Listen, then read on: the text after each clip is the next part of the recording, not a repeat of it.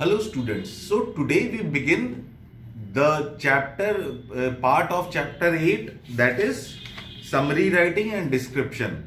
Today we will be discussing the summary writing part and description in detail. So what is a description according to you? A description, the root verb of the description is describe. Describe means to explain something in detail. So that is what is description all about. So we have to make sure that our description is precise, crisp, to the point. There should be creative thinking in the description. There should be equal thought process analyzed by you and then put it into the writing. Any description contains a very imaginative writing, details, and also we make sure that during the description we provide enough data to be analyzed by the reader. So let's see what the book is talking about in description. Describe means to tell about the features of some person, place or thing. That is what is description. When we talk about some places, person, thing, and we talk about it in detail, the characters, the features of that person, place or detail, when we talk about it in detail, it becomes a description. So a good description relies upon careful observation and is something in which you can train yourself. There needs to be a careful observation when you give a description. For example, if there is a painting on the wall that painting shows a horse in it.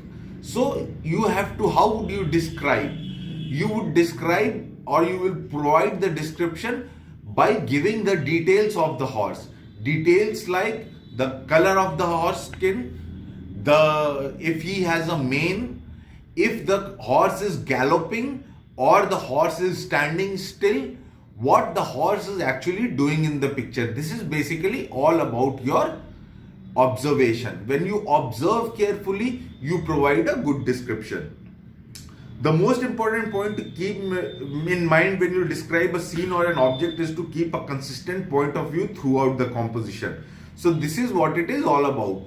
You have to have a POV. POV means point of view about any description. So you make sure that the provision by you is in detailed idea and it is very much available to all. Let's discuss the main principles of description. Be sensitive and thoughtful. What does being sensitive and thoughtful means? It means that you are adding up your emotions in a manner so that the description is more sensitive and you have put your brains on the description.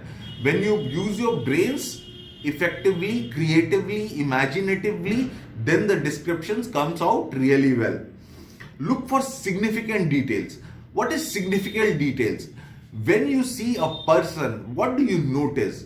First thing we notice about a person, it's a psychological fact that first thing is notice about a person is his eyes. We have to also see if there is, for example, if you have to see if his hair is long, then comes hair and other bodily features. You see the person if his hair is long or short, if he has a big nose, a crooked nose, a turned nose, all these things you have to observe carefully to describe a character. Places and things. When you go to any place or when you see a thing, you make sure that you observe the surroundings well. When you observe the surroundings well, the picture becomes clear in your mind and you can put across a good description. Select concrete details. Let's discuss what select concrete details is. There is no use generalizing. You have to give small concrete details which build a sense of reality in the minds of the readers.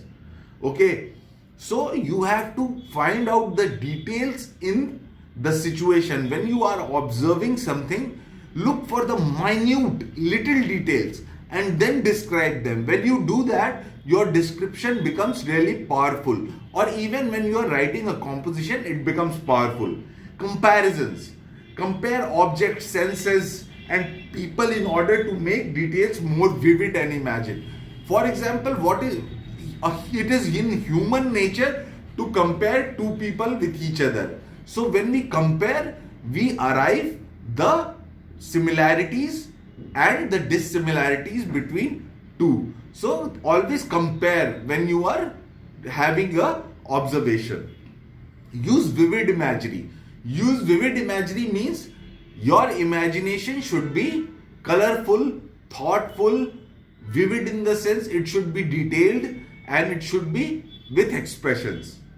Be observant in real life. Always be observant. Observe things carefully. Then you are able to put a picture in your mind and then you can write it down on a piece of paper.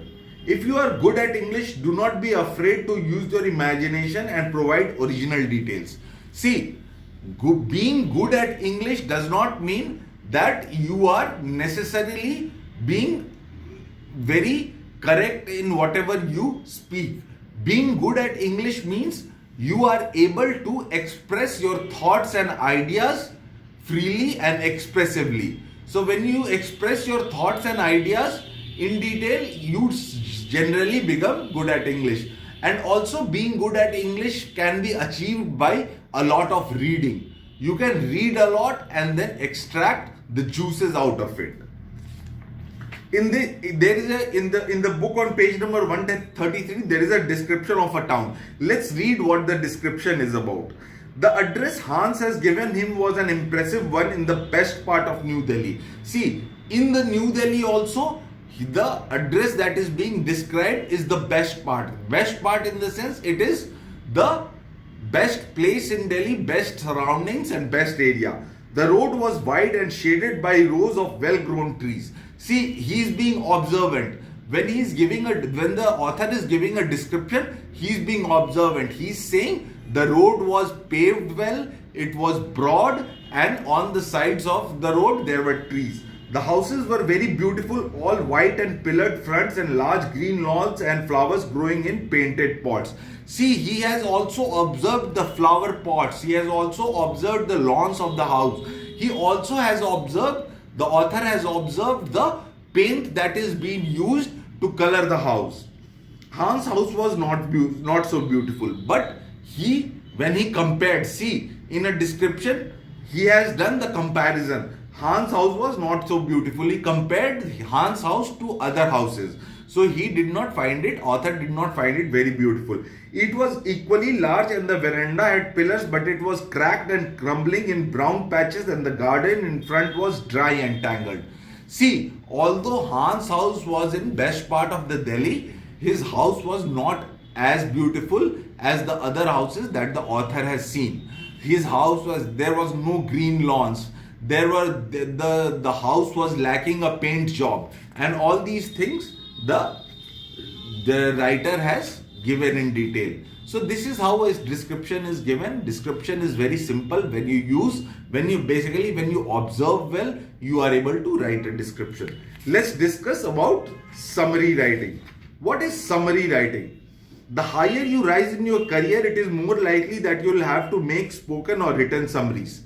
See, in the course of the time when you students would be leaving school and you would be going to college or finding a job, in that case, in a job or in a college, you will have to come across many summaries. You will have to find a comprehension or composition. You have to go about it, read it, and then you will have to provide the summary, because summarizing is the process of fixing the situation in one small box. From one big box, you are transferring the contents to one small box. So that makes the summary effective. Also, in many jobs like those in journalism, communication, armed forces, teaching and business, making a summary is often a matter of daily routine. In these job designs, you will be finding that you will have to make summary on a day-to-day basis. So summary is very important. When you begin at this stage, you will be really good when you will be in college or you will be in a job. Let's discuss the qualities of a good summary. A good summary must be complete and self-contained. What does it mean? It should be conveying the whole sense of the matter. It should be displaying the whole composition that you have completed or whole idea into one small detail. So it should be detailed but concise and precise. It must have the writer's own way of expression.